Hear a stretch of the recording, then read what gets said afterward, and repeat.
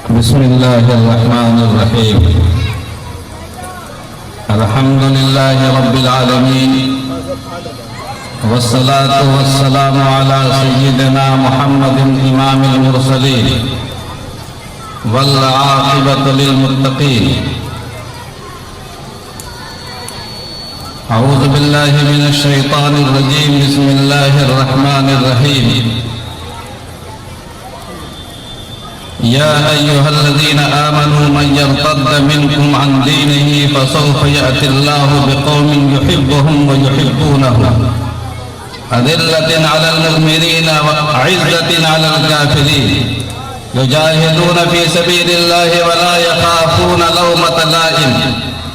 ذلك فضل الله يؤتيه من يشاء والله واسع عليم.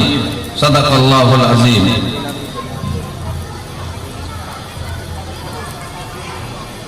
صاحب صدر کی روحانی توجہ کے ساتھ اور تمام علماء، ذمہ داران مدرسہ، برادران اسلام اور خواتین اسلام اور عزیزان ملت کی موجودگی میں اپنی اس حاضری کو اپنے لیے سعادت تصور کرتا ہوں. یہ روحانیت، تاریخ، اسلامی شوکت و اقتدار کی سرزمین رہی ہے اور خانقاہ رحمانی میں سیمینار کے تعلق سے میری حاضری ہوئی ہے. آج اس ادارے کی دعوت پر میری حاضری آپ حضرات کے درمیان میرے لیے بہت خوشی کا موقع ہے، خاص طور سے جب یہ معلوم ہوا کہ عصری تعلیم گاہوں میں پڑھنے والے طلباء اور طالبات کو دین کے سانچے میں ڈھالنے کی کوشش کی جاتی ہے یہاں پر، اور انسانوں کو انسانیت کے لباس میں مزین کرنے کی کوشش کی جاتی ہے،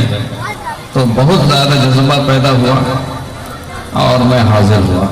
اللہ پاک اس ادارے کو قائم رکھے، بزرگوں کے سائے میں چل رہا ہے اور اس چراغ کی لو اور بھی تیز ہو اور یہ کارواں اپنی منزل کی طرف چلتا رہے، بڑھتا رہے، قدم بڑھاتا رہے اور یہ شجر سایہ دار اور بھی تناور ہوتا رہے، اس کے سائے سے دنیا فائدہ اٹھاتی رہے. آمین ثم آمین. دوستو، بزرگوں، یہ دور زوال کا ہے. ہر شعبے حیات میں زوال ہے. ایک دور تھا کہ ہمارا ایمان بھی بڑا طاقتور تھا، ہمارا علم بھی بڑا طاقتور تھا، ہماری غیرت ایمانی بھی بڑی مضبوط تھی، ہماری تہذیب اور ہمارے سیاست کو بھی ایک بڑی طاقت اور توانائی حاصل تھی. لیکن آج یہ امت مسلمہ، ہم اس ملک میں انتہائی پژمردہ، انتہائی افسردہ، انتہائی رنجیدہ اور انتہائی کمزور حالت ہے.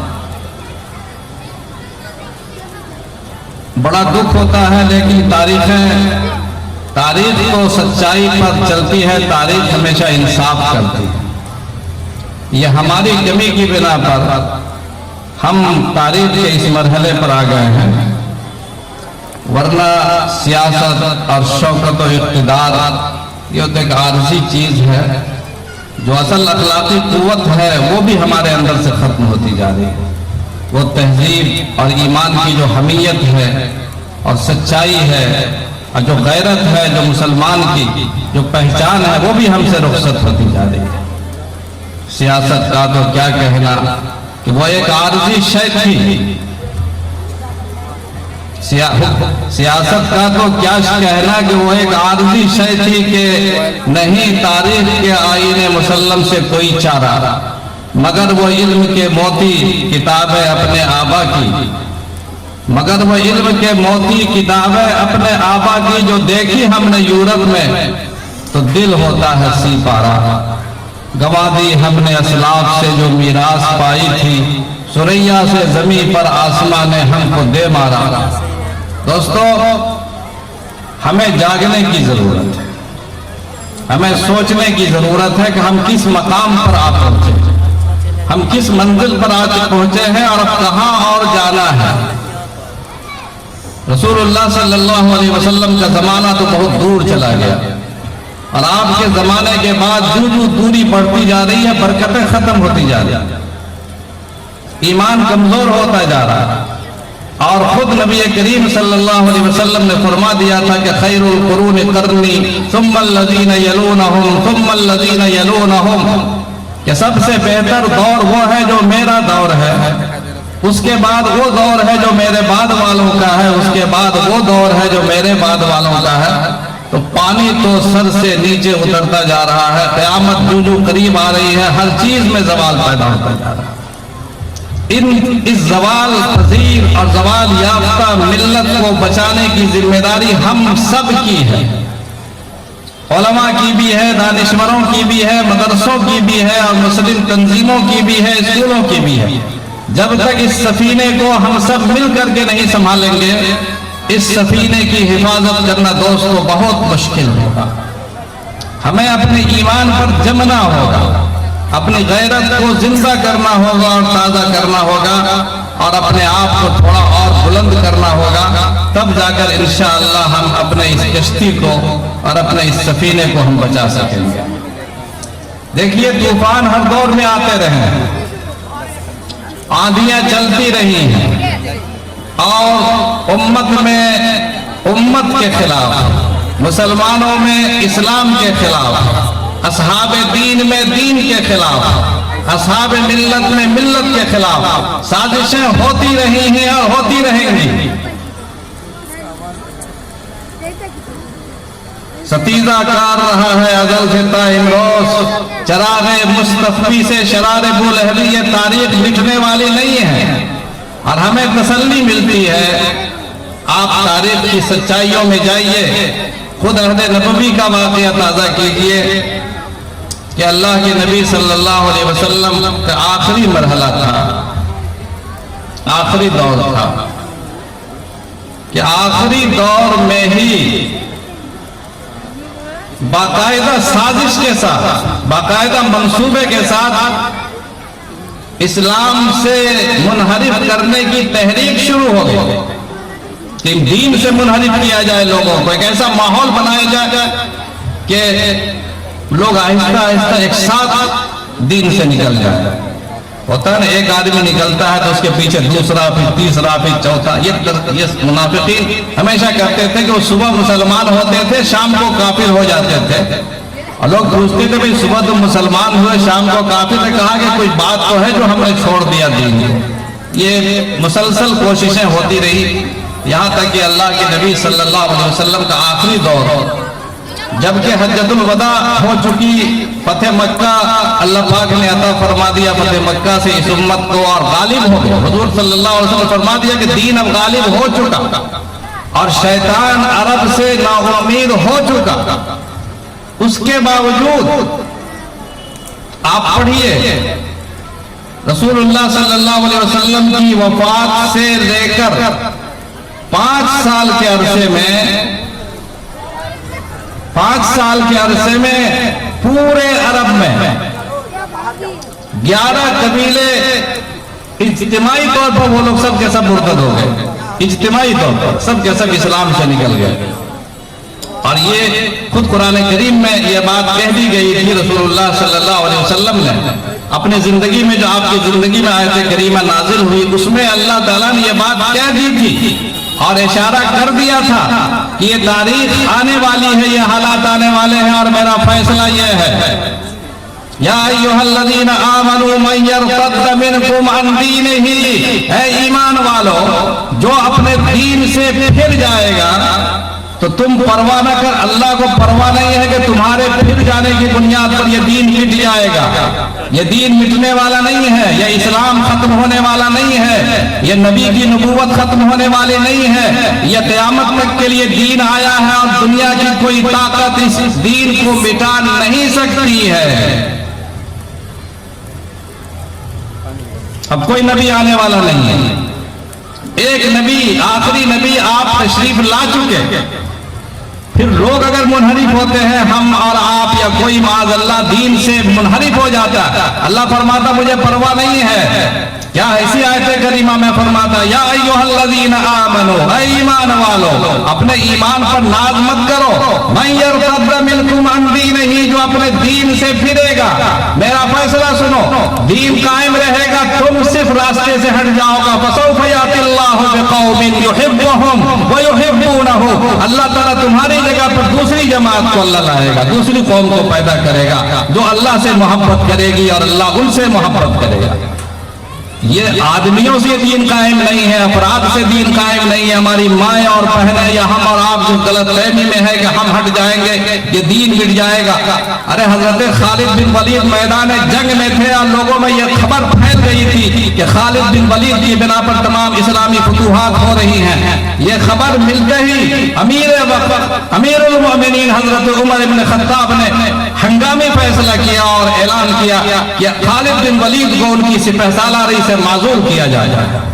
عین میدان جنگ میں خالد بن ولید کو ان کی سپہ سالاری سے معزول کیا گیا اور ایک دوسرے عام انسان کو ان کی جگہ پر خلیفہ امیر بنایا گیا، اور کوئی پرواہ نہیں ہوئی کہ یہ جنگ مسلمان ہار جائیں گے، نہیں، اللہ تعالیٰ کا فیصلہ ہے یہ جنگ ہارنے والا نہیں ہے، مسلمان مٹنے والی قوم نہیں ہے، اسلام کی فطرت میں قدرت نے لچک دی ہے، اتنا ہی یہ ابھرے گا جتنا کہ دباؤ گے۔ یہ نام جو نبی کا نام ہے، رسول اللہ صلی اللہ علیہ وسلم کا نام ہے، یہ مٹنے کے لیے نہیں آیا ہے، یہ باقی رہنے کے لیے آیا ہے۔ کتاب فطرت کے سرورق پر جو نام احمد رقم نہ ہوتا، کتاب فطرت کے سرورق پر جو نام احمد رقم نہ ہوتا، یہ نقش ہستی ابھر نہ سکتا، یہ نقش ہستی ابھر نہ سکتا، وجود کون و مکان نہ ہوتا، زمین نہ ہوتی، فلک نہ ہوتا، عرب نہ ہوتا، عجم نہ ہوتا، یہ محفل کون و مکان نہ ہوتی جو شاہ امم نہ ہوتا۔ یہ سب کچھ تو سرکار دو عالم صلی اللہ علیہ وسلم دولہا ہے کائنات کے، اور جب تک یہ دین اپنے آخری انجام تک نہیں پہنچے گا، امام مہدی اور حضرت عیسیٰ کے ذریعے سے ساری دنیا میں یہ سلطنت اسلامی اپنی یعنی ایمان، قوت ایمانی جب تک اپنے پورے شوکت و اقتدار کے ساتھ پھیل نہیں جائے گی، دین مٹ نہیں سکتا۔ اللہ فرماتے ہیں کہ میرا فیصلہ فَسَوْفَ يَأْتِي اللَّهُ بِقَوْمٍ يُحِبُّهُمْ وَيُحِبُّونَهُ، ہم ایسی جماعت کو پیدا کریں گے اور ایسی قوم کو لائیں گے جو اللہ سے محبت کرے گی اور اللہ ان سے محبت کرے گا۔ اللہ تعالیٰ کا اعلان بالکل صاف اور ستھرا اعلان ہے۔ ایک جگہ فرما دیا وَإِن تَتَوَلَّوْا فَسَيَبْدِلْ قَوْمًا وَإِن تَتَوَلَّوْا فَيَسْتَبْدِلْ قَوْمًا غَيْرَكُمْ ثُمَّ لَا يَكُونُوا أَمْثَالَكُمْ، اگر تم منہ پھیرو گے، نخرے دکھاؤ گے، منافقت کرو گے، دین کے راستے سے ہٹنے کی کوشش کرو گے، یستبدل قوما غیرکم، اللہ تعالیٰ تمہاری جگہ پر دوسری جماعت کو پیدا کرے گا اور وہ تمہاری طرف بدنصیب اور بدبخت نہیں ہوگی، ثم لا یکونوا امثالکم۔ ایک جگہ فرمایا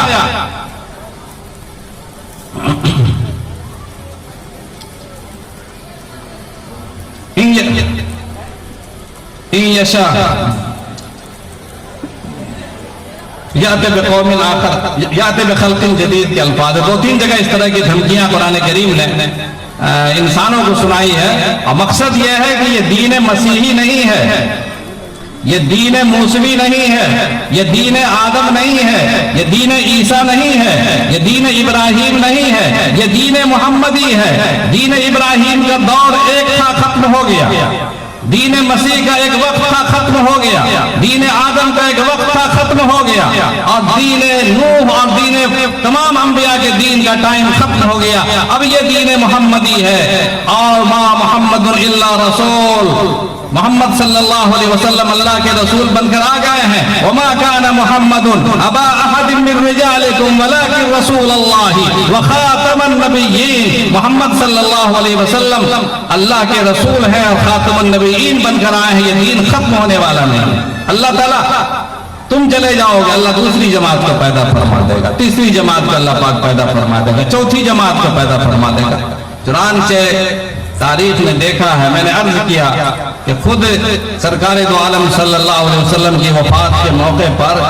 عرب کے 11 علاقوں میں 11 قبیلوں نے اجتماعی طور پر ارتداد اور انحراف عن الدین کا ماحول بنایا، جس میں 3 قبیلے خود سرکار دو عالم صلی اللہ علیہ وسلم کی زندگی میں آپ کی وفات سے پہلے منحرف ہو گئے تھے یا مرتد ہو گئے تھے، خود حضور صلی اللہ علیہ وسلم کی زندگی میں، جس میں قبیلہ بنو مدلج، اس میں ایک آدمی تھا، وہ ذوالخمار کہلاتا تھا، اوڑھنے والا، دوپٹے میں رومال اوڑھتا ہوگا، ذوالخمار، اس کا نام اسود عنسی، آپ لوگ جانتے ہو، نام سنا ہوگا آپ نے، اسود عنسی۔ یہ رسول اللہ صلی اللہ علیہ وسلم کے زمانے میں تھا، کاہن تھا، یعنی نجومی تھا، اور ستاروں کے ذریعے اور کچھ اعمال کے ذریعے غیب کی خبریں بتانے کا دعویٰ کرتا تھا،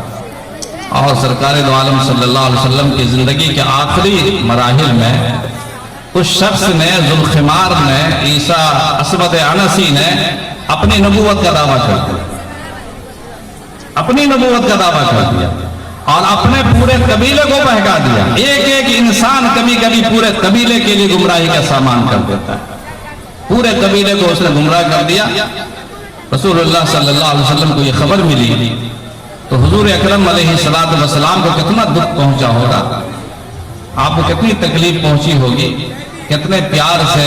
کتنی محبت سے آپ لوگوں کو ایمان کی طرف لاتے تھے۔ خود قرآن کریم کہتا ہے کہ لعلک باخع نفسک الا یؤمنوا بهذا الحدیث اسفا، اے نبی آپ تو اپنے آپ کو ہلاک کر لیں گے لگتا ہے اس افسوس اور غم میں کہ یہ لوگ ایمان کیوں قبول نہیں کرتے۔ اتنا درد تھا سرکار دو عالم صلی اللہ علیہ وسلم، النبی اولا بالمؤمنین من انفسہم، نبی کو اپنے مومنوں سے، ایمان والوں سے اتنا پیار ہے جتنا انسان کو اپنی جان سے بھی پیار نہیں ہے۔ جب یہ خبر سرکار دو عالم صلی اللہ علیہ وسلم کو معلوم ہوئی کہ قبیلے بنو مدلج نے ایمان کو چھوڑ دیا ہے اور کفر کا راستہ اختیار کر لیا ہے، تو آپ نے حضرت معاذ بن جبل کو اور یمن کے کئی سرداروں کو آپ نے خط لکھا، اور آپ نے فرمایا کہ یہ راستہ صحیح نہیں ہے، تم لوگ دوبارہ اسلام کی طرف آ جاؤ۔ اور اسود عنسی نے ایسا فیصلہ کر کے، اس طرح کی حرکت کر کے بہت بڑی غلطی کی ہے۔ رسول اللہ صلی اللہ علیہ وسلم کے اس خط کی بنیاد پر اللہ تعالیٰ نے اس قبیلے میں ہدایت پیدا کی، اور اس قبیلے کے کئی لوگ کھڑے ہو گئے اس کے خلاف، اور فیروز غیلمی کے ہاتھوں سے یہ اسود عنسی کا خاتمہ ہو گیا۔ یہ واقعہ خود سرکار دو عالم صلی اللہ علیہ وسلم کی زندگی میں پیش آیا۔ آپ کی زندگی میں دوسرا واقعہ قبیلہ بنو حنیفہ کا ایک آدمی تھا جس کو مسیلمہ کذاب کے نام سے آپ نے سنا ہوگا، مسیلمہ کذاب، قبیلہ بنو حنیفہ کا آدمی تھا۔ اس شخص کے دماغ میں یہ خبط پیدا ہوا کہ وہ سمجھتا تھا، وہ نبوت کی حقیقت سے واقف نہیں تھا، وہ تو مسلمان بظاہر ہو چکا تھا، لیکن نبوت کی حقیقت اور رسالت کی حقیقت سے واقف نہیں تھا۔ وہ سمجھا کہ نبوت سرداری کا نام ہے، نبوت قوم کی قیادت کا نام ہے، نبوت کسی خاندان کی سربراہی کا نام ہے، حالانکہ نبوت یا رسالت کسی خاندان کی سربراہی کا نام نہیں ہے، نبوت اللہ کی جانب سے، رب العالمین کی جانب سے نمائندگی کا نام ہے۔ نبی کوئی سربراہ بن کر نہیں آتا ہے، نبی اپنی قوم کا ہادی اور رہبر بن کر کے آتا ہے۔ نبوت کے فیصلے زمین پر نہیں آسمان میں ہوتے ہیں۔ کسی نبی کی نبوت پر اگر انسانیت اتفاق نہ کرے تب بھی وہ نبی ہے، اور کسی نبی کی نبوت کو ساری انسانیت مان لے تب بھی اس کی نبوت کی عظمت میں کوئی فرق واقع ہونے والا نہیں ہے۔ اس خبیث نے، مسیلمہ کذاب نے اس حقیقت کو نہیں سمجھا۔ اس نے سمجھا کہ محمد صلی اللہ علیہ وسلم نے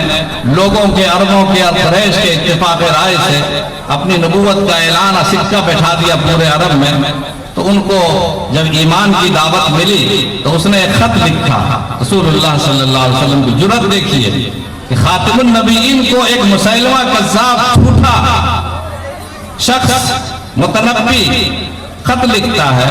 اور اس میں یہ الفاظ لکھا کہ من مسیلمہ الی محمد رسول اللہ، مسیلمہ کی جانب سے یہ خط ہے محمد رسول اللہ صلی اللہ علیہ وسلم کو، اور آگے لکھا اس نے کہ آپ کو معلوم ہونا چاہیے، حضور کو لکھ رہا، آپ کو معلوم، غور سے تناب سنیے، یہ فتنے ہیں اس دور کے جب فتنہ کو ختم کرنے والے ابھی دنیا میں موجود تھے، ساری دنیا میں روشنی پھیلانے والے، نبوت کا آخری مہر لگانے والے خاتم الانبیاء اس سرزمین پر ابھی موجود ہیں۔ اسی زمانے میں یہ فتنہ شروع ہو گیا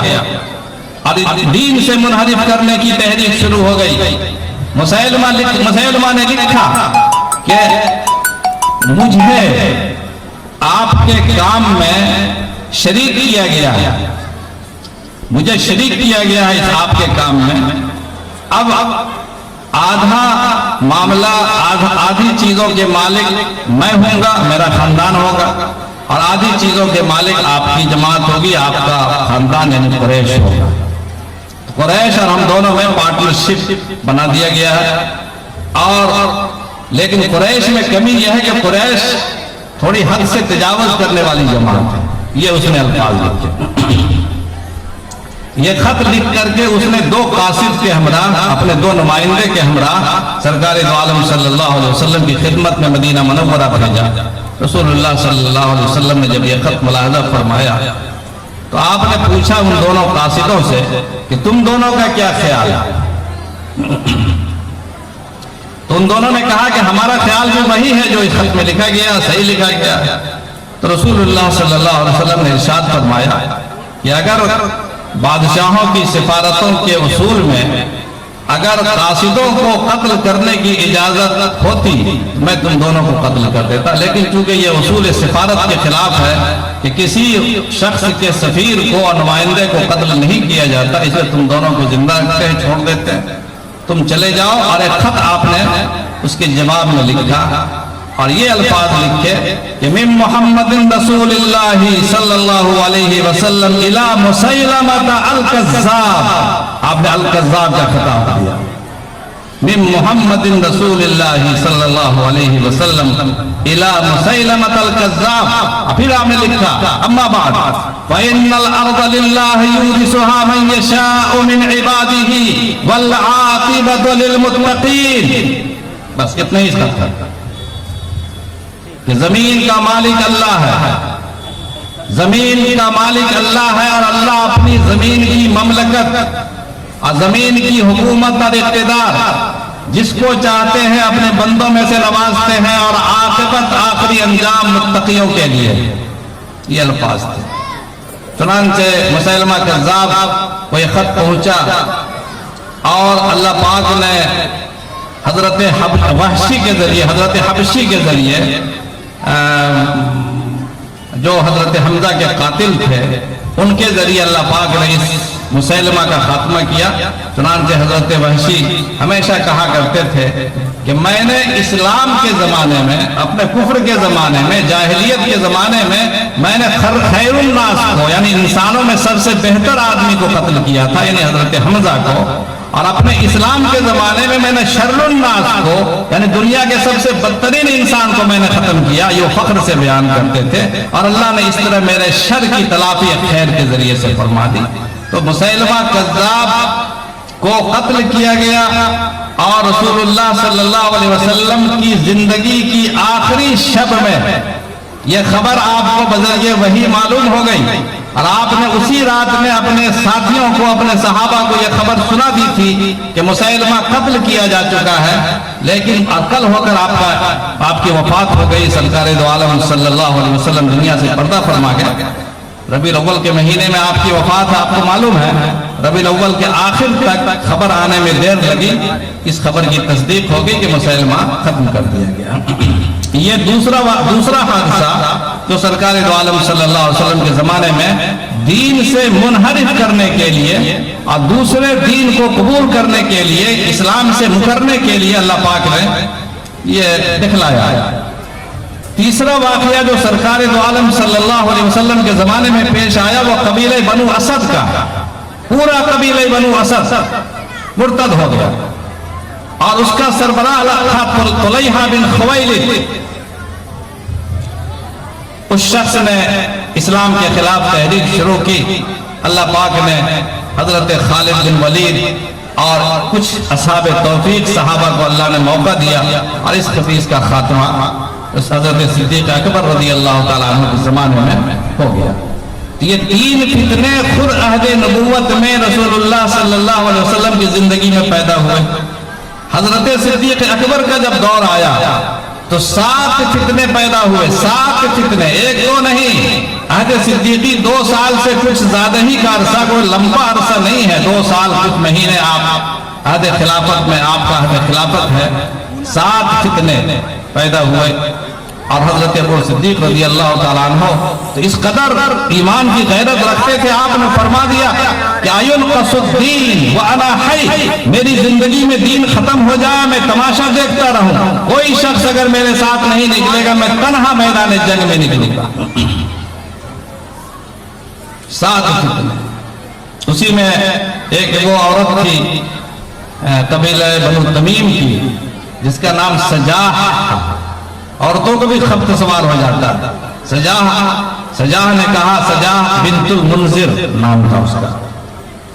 اس نے کہا کہ میں نبی ہوں، اللہ تعالیٰ نبوت سے مردوں کے لیے کوئی تھوڑے رکھا، میں بھی نبی بن سکتا ہوں، تو اس نے نبوت کا دعویٰ کر دیا سجاح نے، تو اس کا بھی خاتمہ کیا گیا۔ لیکن بعض تاریخی روایتوں سے معلوم ہوتا ہے کہ سجاح پھر دوبارہ مسلمان ہو گئی تھی اور اس نے توبہ کر لی تھی اور پھر وہ اچھی طرح سے اس نے زندگی گزاری اور خاتمہ بالخیر ہوا۔ تو 7 فتنے سے عہد صدیقی میں پیش آئے اور ایک فتنہ عہد فاروقی میں قبیلہ غسان، یہ سب قبائل ہیں عربوں کے، آپ کے علم میں ہونا چاہیے۔ ہم دنیا کی 10 طرح کے قبیلوں اور خاندانوں کی تاریخیں جانتے ہیں، لیکن ہمارے سرکار دو عالم صلی اللہ علیہ وسلم کے زمانے میں جو قبائل تھے ان کی تاریخوں سے ہم واقف نہیں ہیں، نہ دلچسپی رکھتے ہیں۔ قبیلہ غسان یہ حضرت عمر ابن خطاب کے زمانے میں مرتد ہو گیا تھا، اور جس کا علاج حضرت عمر ابن خطاب نے فرمایا، اس میں اس کا جو سردار تھا اس کا نام تھا جبلہ ابن ایہم، وہ سردار تھا، بادشاہ تھا، وہ اپنے خاندان کا بادشاہ تھا، امیر تھا، اور اس کے بارے میں کہتے وہ عیسائی بن گیا، اور اس کے عیسائی بننے کا قصہ یہ ہوا کہ وہ تو ایمان لایا، مگر ایمان لانے کے بعد ایمان ابھی دل میں گھسا نہیں تھا۔ قالت الاعراب آمنا ولكن قولوا اسلمنا، زبان سے بولتے تھے کہ ہمیں ایمان لائے، اللہ نے کہا ابھی ایمان تمہارے دلوں میں گھسا جائے۔ تو جبلہ ابن ایہم جب مسلمان ہوا، وہ خانہ کعبہ کا طواف کر رہا تھا، اتفاق سے اس کی جو چادر تھی وہ ایک دیہاتی مسلمان کے پاؤں تلے دب گئی، اور جس کی وجہ سے وہ چادر گندی ہو گئی طواف کے دوران۔ جبلہ ابن ایہم کو غصہ آیا کہ یہ معمولی انسان میں بادشاہ، اپنے خاندان، اپنے قبیلے کا امیر، اس معمولی انسان نے میری چادر کو رونق دیا۔ اس نے ایک تماچا ایسا رسید کیا کہ کہتے ہیں کہ اس بیچارے مسلمان عام انسان، غریب انسان کے دانت ٹوٹ گئے، دانت اکھڑ گئے۔ بعض روایتوں میں آتا کہ 2 آنکھ نکل گئی، ایک آنکھ نکل گئی۔ ظاہر بہت بڑی زیادتی ہے، چادر اس نے اگر دبا دیا تھا غلطی سے تو اس کی سزا اسی معیار پر ہونی چاہیے جو قصاص کا نظام ہے، اس سے زیادہ تو کرنے کی آپ کو اجازت نہیں ہے۔ یہ اس شخص نے اپنا مقدمہ حضرت عمر ابن خطاب رضی اللہ تعالیٰ عنہ جو امیر المومنین تھے ان کی خدمت میں پیش کیا۔ حضرت عمر ابن خطاب رضی اللہ تعالیٰ عنہ نے فیصلہ فرمایا کہ جس طرح اس نے مارا ہے تم بھی اس کی پٹائی کرو اور اس کو سزا دی جائے۔ یہ فیصلہ سنتے ہی اس کے پاؤں تلے زمین نکل گئی۔ اس نے کہا کہ عمر امیر المومنین، آپ ایک بادشاہ وقت کے ساتھ ایک معمولی انسان کے لیے ایسا فیصلہ کریں گے؟ حضرت عمر نے فرمایا کہ اسلام کا قانون سب کے لیے برابر ہے، چاہے بادشاہ ہو، امیر ہو، فقیر ہو، غریب ہو، یہاں کوئی فرق نہیں کیا جاتا ہے کہ جرم کس نے کیا ہے۔ جرم کی شدت اور قباحت اور شناعت کی بنیاد پر قانون کا فیصلہ ہوتا ہے، اور یہاں پر نہ بادشاہ دیکھا جاتا ہے نہ غریب دیکھا جاتا ہے۔ ایک ہی صف میں کھڑے ہو گئے محمود و ایاز، نہ کوئی بندہ رہا اور نہ کوئی بندہ نواز، اور حضرت عمر بن خطاب کے ذہن میں تو وہ بات تھی کہ اللہ کے نبی صلی اللہ علیہ وسلم کے سامنے ایک فاطمہ نام کی عورت کا کیس آیا تھا، مقدمہ آیا تھا، اور اس پر چوری کا الزام تھا، جو چوری ثابت ہو گئی۔ لوگوں نے بڑی سفارشیں کی، یہاں تک کہ آپ کے سب سے محبوب اور لاڈلے بیٹا کے قائم مقام حضرت زید بن حارثہ نے بھی حضرت زید نے بھی سفارش کی، اور رسول اللہ صلی اللہ علیہ وسلم حضرت اسامہ نے سفارش کی۔ رسول اللہ صلی اللہ علیہ وسلم نے ارشاد فرمایا کہ پچھلی قومیں اسی لیے برباد ہو گئیں کہ ان کے یہاں جب کوئی امیر جرم کرتا تھا تو اس جرم پر پردہ ڈالا جاتا تھا اور امیر کو سزا نہیں دی جاتی تھی، اور غریب جب جرم کرتا تھا تو غریب کو سزا دی جاتی تھی، اسی لیے پچھلی قومیں تباہ ہو گئیں۔ سن لو، اسلام مساوات کا مذہب ہے، اور یہ قانون مساوات کی بنیاد پر اللہ پاک نے نازل فرمایا ہے۔ یہ فاطمہ نہیں بلکہ فاطمہ بنت محمد بھی اگر چوری کرتی تو میں اس کے خلاف فرد جرم عائد کرتا اور اس کے بھی ہاتھ کاٹنے کا حکم دیتا۔ یہ فیصلہ بھی حضرت عمر بن خطاب کے سامنے تھا۔ حضرت عمر بن خطاب رضی اللہ تعالیٰ عنہ نے کہا جبلا ایسا کبھی نہیں ہوگا، بہرحال اسلام کا قانون نافذ ہوگا، تم کو سزا ہر حال میں دی جائے گی۔ اس نے کہا کم سے کم ایک رات کی مہلت دے دیجئے، میں صبح دے دیجئے گا ایک رات کی مہلت۔ فرمایا ٹھیک ہے، تم کو ایک رات کی مہلت دی جاتی، سزا تمہیں کل دی جائے گی۔ اس نے کیا کیا کہ راتوں رات وہ اپنے چند دوستوں کے ساتھ فرار ہو گیا، اور پھر وہ روم کے علاقے میں چلا گیا اور وہ عیسائی بن گیا اور پھر مرتد ہو گیا۔ بہرحال اس یہاں سے چلا گیا، اسلام سے نکل گیا، کوئی بات نہیں، اپنی عاقبت اس نے خراب کی، مگر مسلمانوں کا ماحول محفوظ رہا۔ تو یہ ایک فتنہ جو حضرت عمر بن خطاب کے زمانے میں پیش آیا، تو یہ فتنے اٹھتے رہے ہیں، آئندہ بھی اٹھتے رہیں گے۔ اسی شہر میں حضرت مولانا محمد علی منگیری رحمۃ اللہ علیہ نے فتنہ قادیانیت کے خلاف میں کتنی تحریکیں چلائی، کتنا انہوں نے مجاہدہ کیا، کتنی ریاضتیں کی۔ اگر یہ فتنہ نہ اٹھتا تو حضرت مولانا محمد علی منگیری رحمۃ اللہ علیہ کو یہاں آنے کا شاید موقع نہ ملتا۔ تو یہ فتنے اٹھتے ہیں اور اٹھتے رہیں گے، اور اللہ تعالیٰ فرعون کے لیے موسیٰ کو پیدا کرتے رہیں گے۔ ہمیں فکر یہ کرنی ہے کہ اپنے ایمان کی ہم خود حفاظت کریں، ایمان کی ہم خود حفاظت کریں۔ اللہ فرماتا ہے کہ اگر تم نہیں کرو گے، اللہ محتاج نہیں ہے، فَسَوْفَ يَأْتِي اللَّهُ بِقَوْمٍ يُحِبُّهُمْ وَيُحِبُّونَهُ، اللہ ایسی قوم کو پیدا کرے گا جو اس سے محبت کرے گی اور وہ اللہ سے محبت کریں گے۔ يُجَاهِدُونَ فِي سَبِيلِ اللَّهِ، جو اللہ کے راستے میں محنت کریں گے، وَلَا يَخَافُونَ لَوْمَةَ لَائِمٍ، اور کسی ملامت کرنے والے کی ملامت کی پرواہ نہیں کریں گے، ایسے لوگوں کو ہم پیدا کریں گے۔ اس لیے ہمیں خود ڈرنے کی ضرورت ہے کہ اللہ پاک ہمیں اپنے اس اسٹیج پر، اپنی اس جگہ پر کب تک قائم رکھتا ہے، اور کب تک یعنی ہمارے لیے کیا فیصلے اللہ پاک نے کیے ہیں۔ اس لیے ہمیں اپنے ایمان کی فکر کرنی چاہیے، اپنی بیٹیوں کی، اپنے بہنوں کی، اپنے گھروں کے ماحول کو پاکیزہ بنانے کی کوشش کرنی چاہیے۔ اللہ پاک ہمیں کہنے سے زیادہ اور سننے سے زیادہ سمجھنے کی توفیق عطا فرمائے، اور یہ درد و غم جو رسول اللہ صلی اللہ علیہ وسلم دے کر گئے ہیں، اس درد و غم کی حفاظت کے اللہ پاک ہمیں سعادت عطا فرمائے۔ وآخر دعوانا ان الحمد للہ۔